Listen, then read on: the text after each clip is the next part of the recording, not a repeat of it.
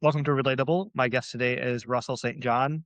I met Russ through Family Refuge Village, which we're both on the board of, and it was got to become friends with him and get to know him a little bit more, and found out a little bit about his history. And just he's a great person to work with, a great person to know. So wanted to have him on the podcast. So want to welcome you, Russ, and thanks so much for joining us.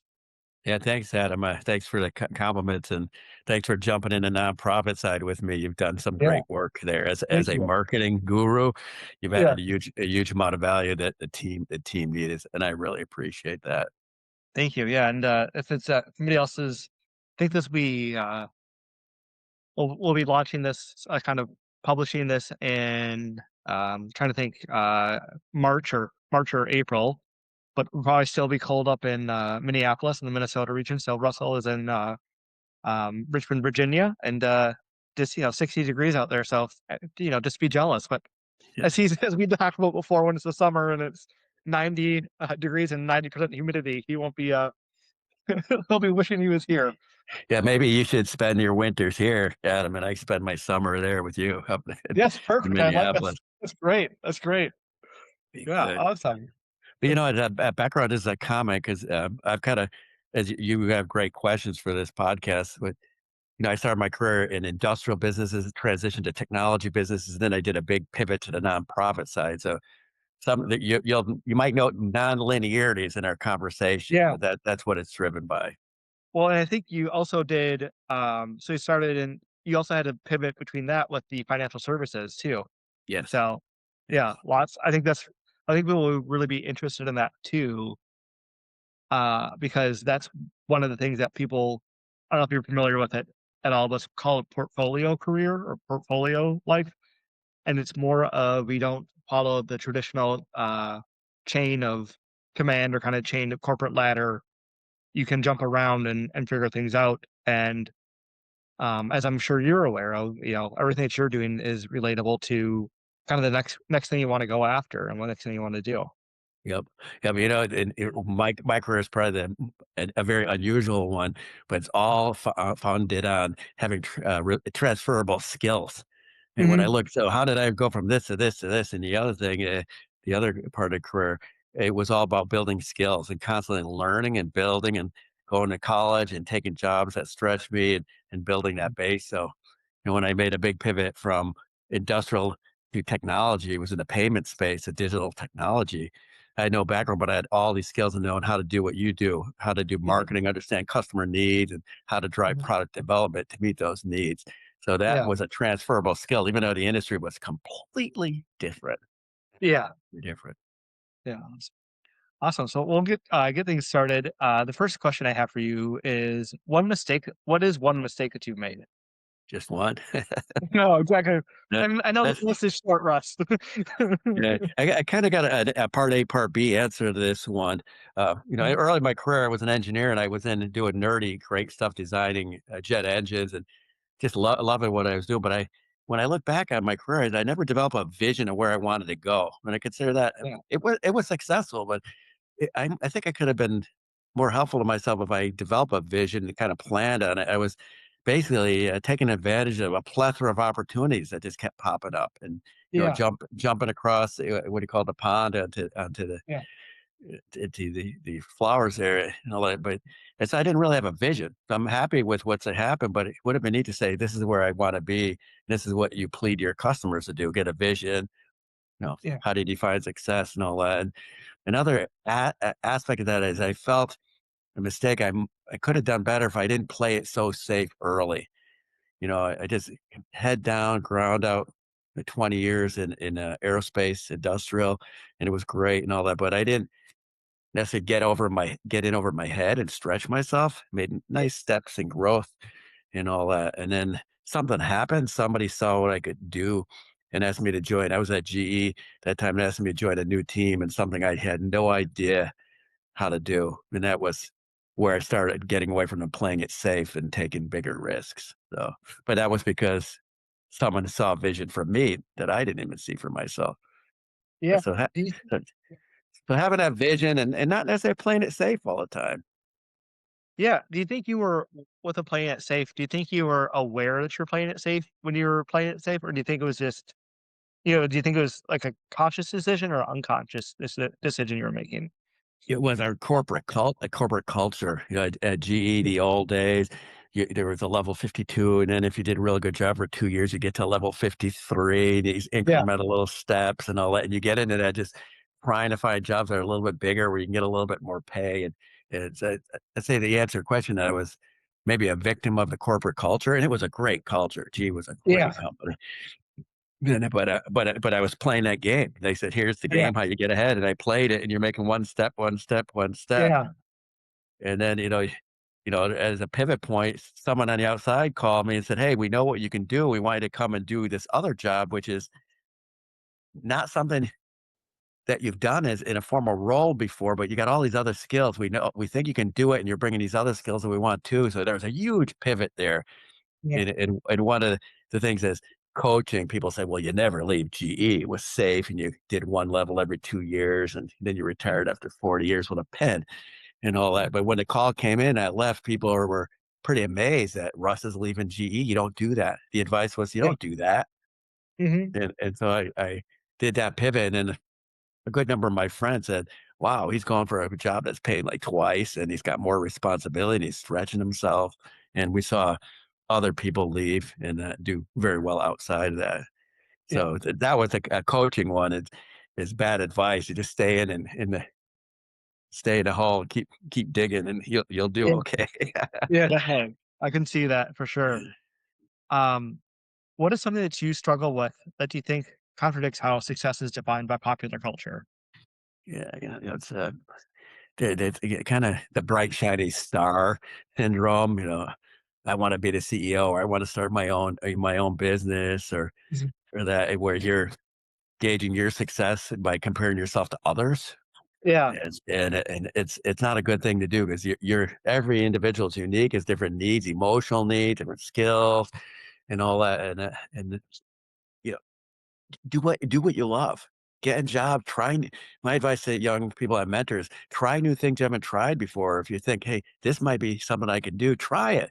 And if it doesn't work, if you don't feel an emotional bond to what you're doing and impact, then pivot to something else and don't be afraid to do that. In the old days, if you switch jobs every 2 years, you were like, oh, you're not hireable anymore. But in today's environment, that's okay. It's okay. Keep building, you know, um, everything is driven by how big your car is, you know, how much money you're making, and that defines who you are. And as I got a little older, I realized that really doesn't define me at all. Yeah. And making a pivot from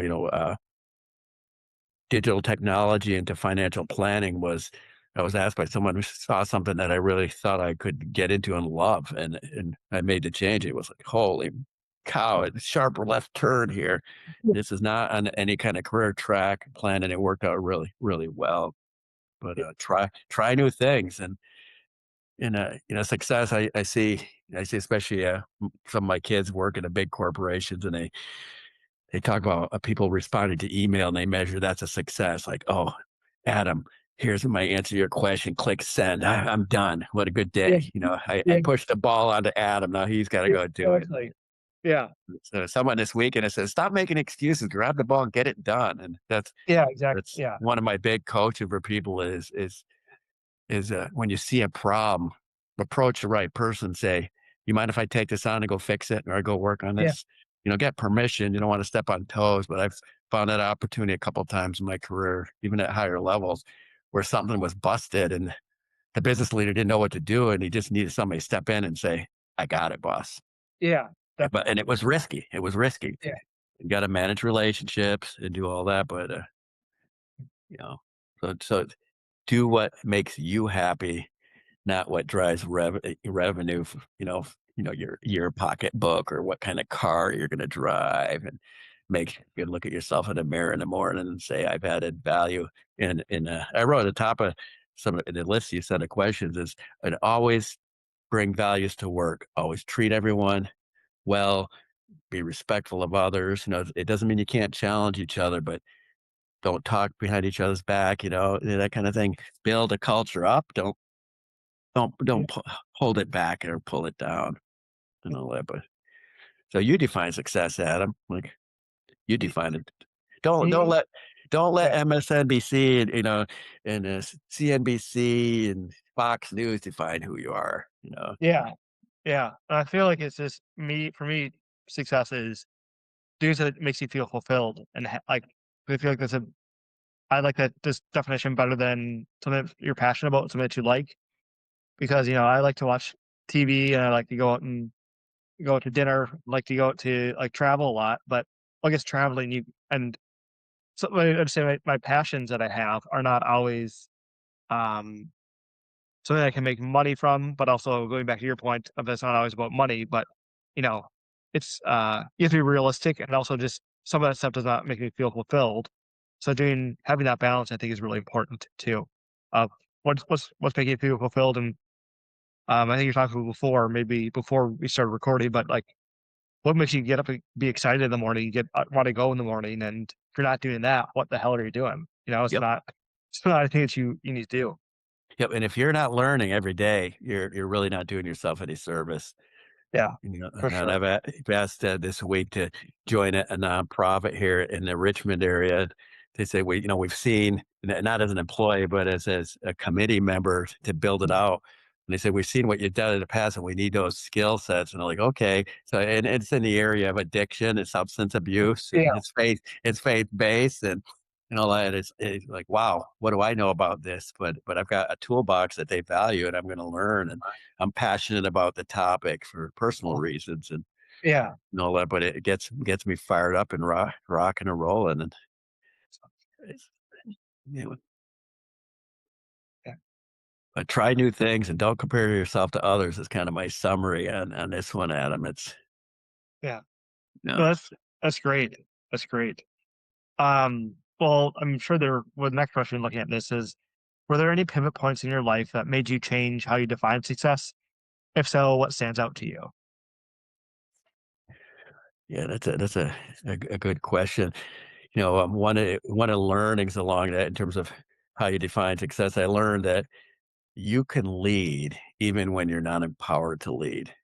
Mhm. And that was a big deal for me. And it does just because it's not in your job description, whether you're in a nonprofit business or a for-profit business, is business leaders need people to solve problems. Mhm. And sometimes they say, "Well, that's not in my job description." I was a deal at Mhm. GE. This is my job description Yeah. and all that. But sometimes something needs to get done, and I learned that I can go work on things maybe I don't understand and pivot to different topics that I'm not comfortable with because someone sees a problem and is waiting for somebody to say, "Adam, can I go fix this?" Yeah. And the answer has been, "Please, please Yes. do." Mhm. So that in terms of pivots early in my career, I was basically designing jet engines, and Yeah.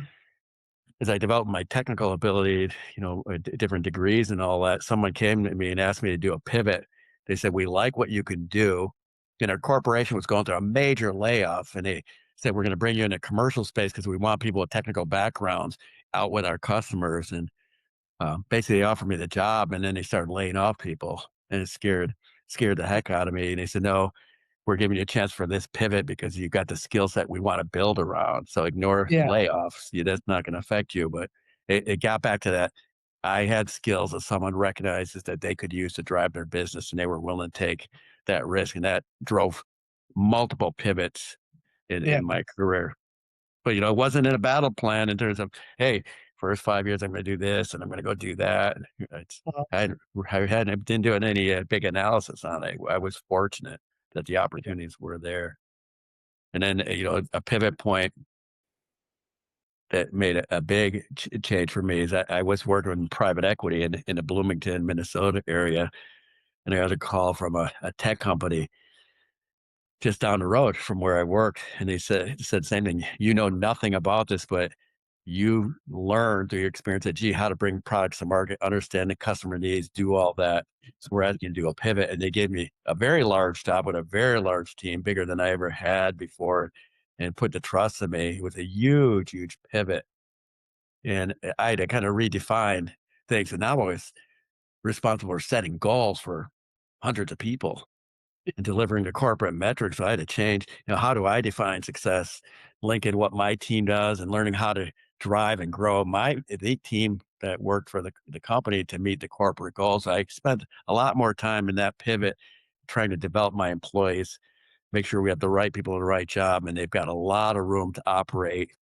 You say our goal is to get from X to Y, but how we get there is up to you and not over playing mother hen with them. Like, you know, if we went X to Y, you would do it one way, I do it another way, and the next person would do it another way, but giving them that liberty to go do it how they see fit. And that that was a great that was great to see people grow in the organization was to me was a big part of success. I really relish seeing people getting promoted and moving on to bigger things and feeling like they owned it and they did it. So it started to be that role, thinking more about others versus myself. Yeah, yeah, You for know, sure. uh, but don't work what's on in the job description. It's okay to go outside those bounds and ask for permission to fix other things. Yeah, no, I feel like that's for me, I could just on a side note of job descriptions, I'm always confused and when they try to hire the perfect person, and my thought is always, well, if you find a perfect person and they're more than likely they're gonna get bored of that job right away because they already have all those skills. And so, like, why don't you hire people that will grow into those skills and can evolve and, from that, just get out there. But yeah, I love that point of, don't kinda just stay in that box of don't stay in your lane, but also don't go too crazy and, veer all over and kind of wipe everybody else out. Yeah, and you have to watch too. I love the word pivot. Corporations pivot too, Yeah. and how your Mm, skill sets fit into pivots that they may do.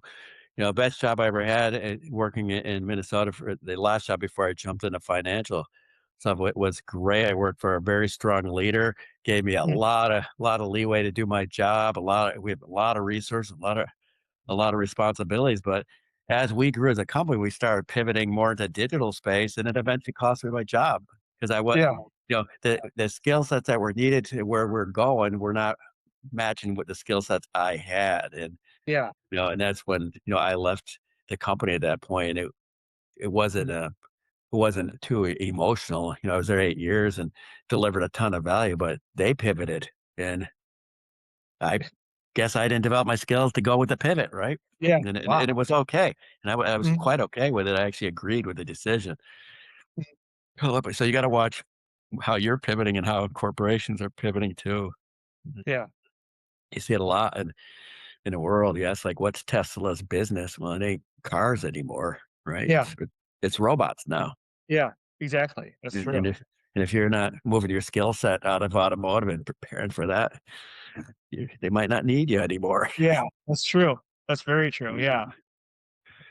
Uh, the Um, success thing is, what you get wrong about success, Adam, is mm, a big one. And a big one to me, it's not just about money. And we tend to put that in front.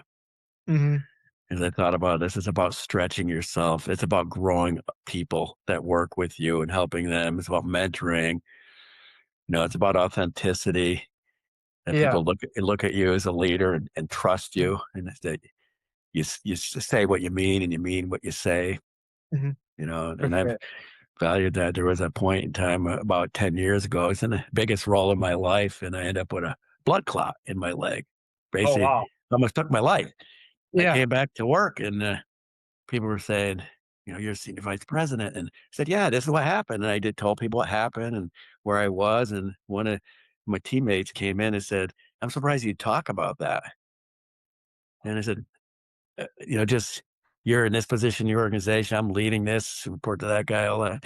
But I said, but I'm human, yeah, and all that. And then one of the team came back and said, the reason we like working here is because the authenticity you're bringing to the table. That some yeah, people would have hidden it like I'm Superman, yeah. private and personal. Then someone on my team came and closed the door and said, I went through the same thing. I appreciate knowing that you did too. And Wow. it makes you relatable. Yeah, definitely, and I feel like that, especially now that human connection is needed even more than with AI, I think there's a lot of things that are, if you look at leadership or success too, a lot of people think that that means you have, like you said, you have to be closed off and you have to be always have the answer and always know everything and always be in charge. And kind of like the arrogant way and not the compassionate way that I think you and I see it as, is that you don't always have to have the answers, but you need to help people get there, help the organization get there.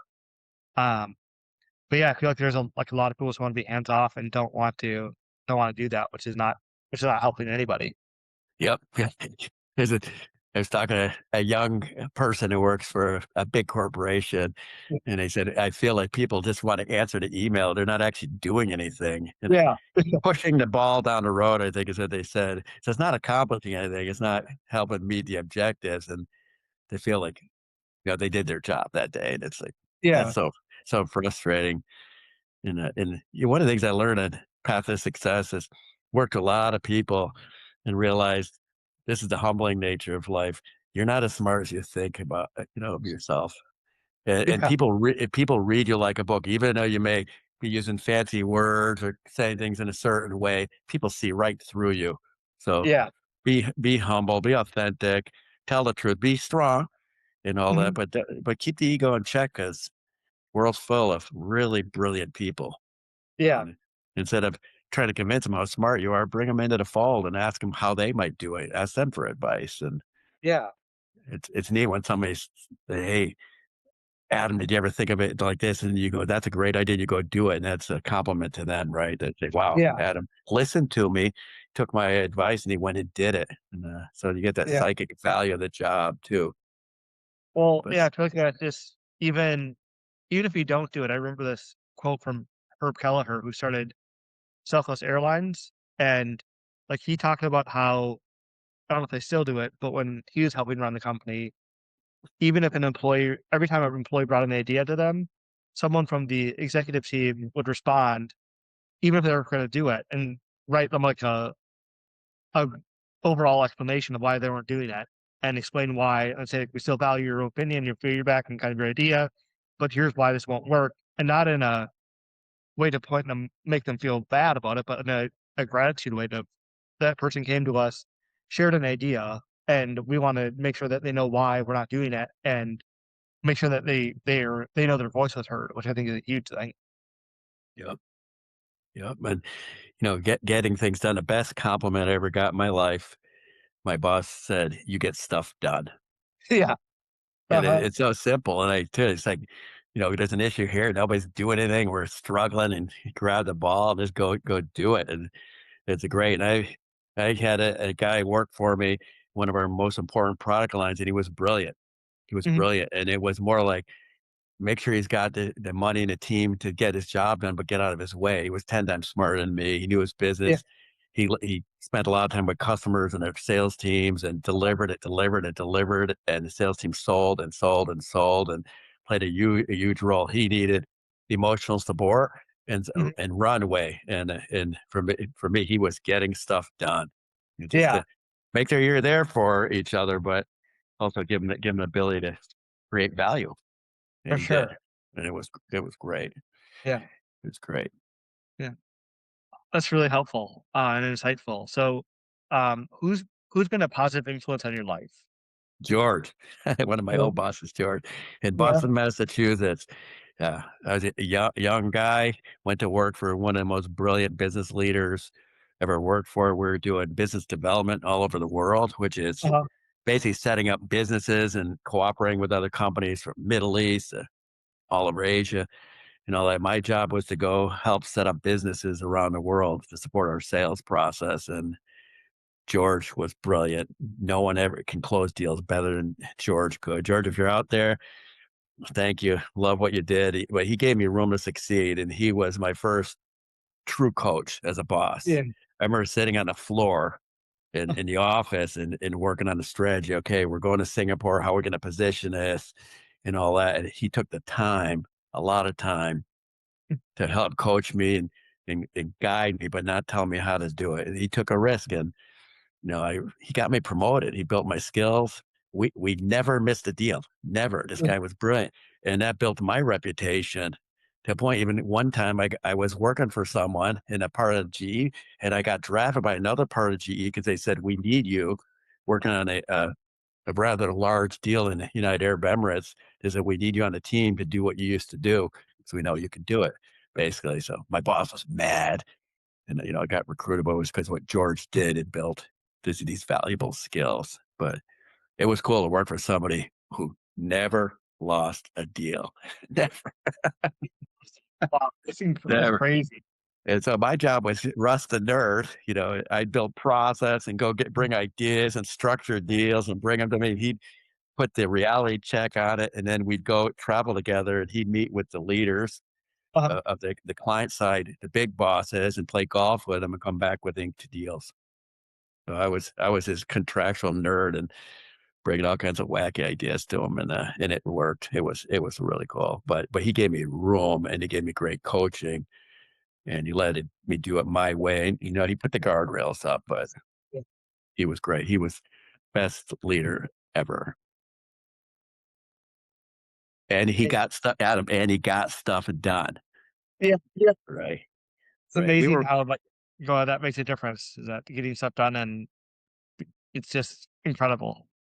we were working on deals for like $300 million sales opportunities, and our contribution was very, very critical to it. If we failed, the deals wouldn't go through. And I was way over my head, learning from a pro, Yeah, had a great time socially, and he's just a great guy. that's awesome. So that I emulate. I try to be George Yeah. as I went through my career and make sure I'm trying to be as like him as possible. Uh, what's you think Pardon me, could you say it one more? what's one book you think people should read? Oh, that's a huge question. Yeah. I wrote 3 of them down. I'll go real fast. One Yeah, I just finished is called Caste, written by Isabel Wilkerson, and it's about race relations in our country. right. And it's a real eye opener. I advise it. I don't agree with everything she said, but Mhm. realizing that you can be treated differently based on what you look like versus who Yeah, you are. And it yeah. was so I highly, highly recommend it. It was an eye opener. And then from a Mhm. nerd side, my financial advisor said, read a book called Broken Money by Lynn Alden. It's the Uh-huh. history of money. It's fascinating, all the way from the Romans, how they were devaluing the Roman coins by putting less precious metal in it without telling the citizens, all the way to digital currency. The lady is absolutely a brilliant. Her book is amazing. I learned a lot, but that's a nerd thing. And then just from a human value standpoint, I read an old book. It's called Silas Marner, written by an author, George Eliot, who was really a woman named Marianne Evans. Just and when you read the intro of the book, it's not a book for kids. It's a book for adults. It's about relationships and failure and heartbreak and finding your passion and redemption. And it's not an easy read, but it was just a fabulous, fabulous read about life and the ups and downs. And this Marianne Evans was quite brilliant, in my opinion. So if you got one on society, one on nerdy things there, and you got one adult book that was really, really highly recommend.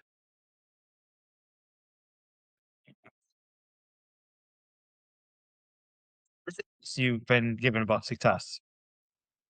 Yeah, and we've talked about some of this. Yeah. Um, One of the biggest ones, there's a big leader at GE. It's a big guy in terms of title and responsibility, named Bill. And we didn't work in the same department, but he was just a friendly guy. And he saw a situation I was in with one of my employees, or actually two. One, was a friend who it wasn't working out, and basically had to work him out of the business and gave him a lot of room and all that. And one day, Bill came and physically put his arm around me and said, "Russ, you know what you need to do. People are watching you. And when you do what you need to do, people are going to respect that you had the guts to do it." And so the summary, Adam, is make the tough decisions early. And when you know the answer, people are watching and all that. And don't be afraid to have tough conversations. I inherited somebody on the team once. We had a lot of changes going on, and people were being shifted organizations. I was in a marketing type organization, inherited this gentleman, super nice guy, happened to be more senior and a war veteran and all that, one of these high respect kind of guys. And he was failing. And the thing is, well, it's got to leave the business, right? And I sat and talked with him and asked him, "Are you happy?" He says, "No." And I said, "Why not?" And he said, "Because I'm not a marketing person, I'm an ops person." And so I'm in an organization that my skills don't match. And I said, "Would you be open to talking with the ops team about positions that they might have?" And sure enough, it's the same Bill guy that gave me coaching. It was his organization. And this gentleman went over there and he was worried. He said, "Is it going to hurt my reputation?" I said, heck no. So he went over there and talked to them. And they had a role and hired him and he was happy about it and everybody was good. But learn to sit down, have that just face to face real conversations. And I was in a tough spot. Like, what am I going to do now? And it turned out there was a great solution for everyone. And, you know, great advice from Bill. I also owe it to him. It told me, make those decisions. Don't stay. And then the other one we mentioned earlier, that stay at GE mentality was, to me, was bad advice. And eventually I broke out and my career did well and worked out really well. So the status quo is not always good. It's true. It's true. Are there any regrets that you have? No, that's not really. We all make mistakes. There's one something I learned later in my career. I actually learned it as a member of Rotary International. I have a Yeah. good friend there, and we're dealing with some really tough issues. And he said, "Russ, go into the discussion and just ask, tell me more about that. What do you mean by that? When you're in a tough situation, you might be interpreting it differently, but just open up and don't judge and give people some room to maneuver and talk." And Yeah. it's helped me get through some conversations that I thought were going to be harder than they really needed to be. Yeah. So yeah, I regret it. I wish I would have learned some of those words earlier. Sit down and ask for understanding. Let people explain stuff. Sometimes you read it one way, you might make a decision when you really didn't understand it. But so it's kind Yeah. of a weird twist on a regret. But I No, I guess think it's that's yeah, go ahead. wish I had learned to be an adult earlier, Adam. Well, the good parts of being an adult at least. Yeah. Yeah. Um, what are your thoughts on the idea that people should chase their passion? Yep. I had two ideas here when I read through your questions. Chasing your passion, that's kinda hard to define. You gotta make sure what you're thinking about is doable, right, and Yeah. reasonable. But as I look back, kind of a theme from our conversation here is always be learning, every day be learning, and I advise my kids, they're all doing well, they're doing different things in life, but it's always be Yeah. learning and building skills. Like today, AI, one of my Mhm. sons is developing expertise in AI, and how do I use it to better my business before I get eliminated, right? Yeah. And all that. And it's a hot topic. It's always be learning something new. And Mhm. even today, being in a nonprofit space for quite a number of years now, I'm learning so much, putting myself in positions where I better study and Yeah. learn if I'm going to add the value. And you end up building your portfolio of tools that people value. And all that. And then the second one is, in terms of chasing your passion, make sure something gets you out of bed in the morning. And I see that in you, Adam, when you get up, you're Yeah. passionate about what you do. If you're not getting up if you're going to work, oh, it's Monday, blah, blah, blah, and all that, then make a change, figure something Yeah. out.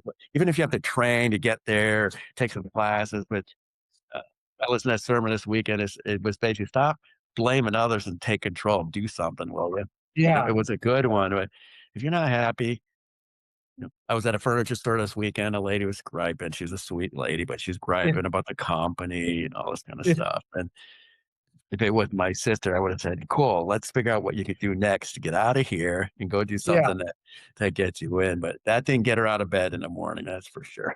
Yeah. I feel like that's such a great insight, and I've shared this on a past podcast too. Because I know a guy who has a company that sells washers and bolts and nuts to manufacturing companies. And like you think about how exciting, like that's you know nothing really exciting about doing that. But where I think he gets his passion is just his employees and building that organization. And so I think there's always this belief that it has to be something large or kind of like this exciting new topic that you have to go after, and it doesn't always have to be like that to chase your passion. If you have the right, Yeah. if you're dialed in right, like the correct way. And one of the fun ones that there's a passion for what you do is, and this is your line of work, is when I was at my last commercial job, the payment technology, we had a lot of business partners, and we spent a lot of time with our partners, dinners and having drinks and socializing and listening to them and actually uh, trying to bring solutions to what they're saying their problems were. And Mm. that was really neat because you bring something to clients and they're basically a business relationship where a resellers kind of thing. And when you see them be successful because you listen and you did something for them, that gets you pretty jazzed up. Yeah, You know, definitely. I remember one year I was a marketer and, the world's changing, going to digital technology. We're on the early edge of it. And I developed a theme. A team came up with a theme of staying relevant to your Yeah. clients. And I talked to our CEO and we built a whole theme around relevance and making sure that we're not losing relevance. It's so easy today to lose relevance. Hmm. And all this. We built a whole theme and I went around the world talking to our partners about it. And everywhere I went, people came up and said, "It's the same thing we're thinking. Help us stay relevant." Yeah. That got us all jazzed up because they were asking us to help them. We see this big trend. We got to do something. They said we got to do it too. And if you can help them, they're your partners and they're selling on your behalf. So, amen. Good, but passion, Adam, it's gonna be get you out of bed. Yeah. If you're going in and answering email and that's your measure of success, oh boy, I feel bad for you. There's more to life than email. Yeah. Yes, yes, yes, yes. Yeah. Last question. How do you stay grounded? Yeah, that's a great. I love that question. I came up with several slices of this. One is have people in your relationship and friendships and mentorships in your life that where you could bounce ideas off of. Hmm. I've developed those, and I advise my kids have coffee, drink coffee or tea or Hmm. whatever it is. Go on LinkedIn, find somebody similar or different than you that you want to know, and go have Yeah. coffee. Somebody you're working with, go have coffee, get to know them, and learn more. But I've got three kind of threads. One, I'm doing a lot of work in the nonprofit space, so I've developed relations with people that I could bounce ideas off that I trust and get pushback and correction and help on the Yeah. nonprofit. And then there's also a health side. I'm working hard on health in terms of building uh, strength, balance, and mobility, and getting ready for another trek in the Yeah. Himalayas, hopefully. Oh, To wow. spend That's that, awesome. but I brought in people that have expertise and I developed a relation with that they can coach me and help me take it up to the next level. And then Mhm. last one is a faith side too, that have people you can talk about whatever your faith is, your theories, and get smarter about that, more committed to it. So having friends that you can bounce ideas off that you can trust, Yeah. and they can say, "Hey, Adam, you might be looking at this the wrong way," but having that helps keep me grounded. And another one, working on the nonprofit side, there are so many problems to solve in the Yeah. nonprofit world, and I love doing it. It's they're unpaid positions now as your board membership, right? You get to put it on your LinkedIn profile, but doing good for society and seeing the outcomes for families that you're helping or whatever, it's just amazing. Keeps me grounded. Seeing that there are people that need help and might not know that they can ask for it. And then the last one to staying grounded is shut it off. Shut off your phone, shut off your laptop, put away the work, forget the emails for a little bit, and go do something. I love to hike. I hike in Shenandoah National Park here in Virginia, which is absolutely amazing.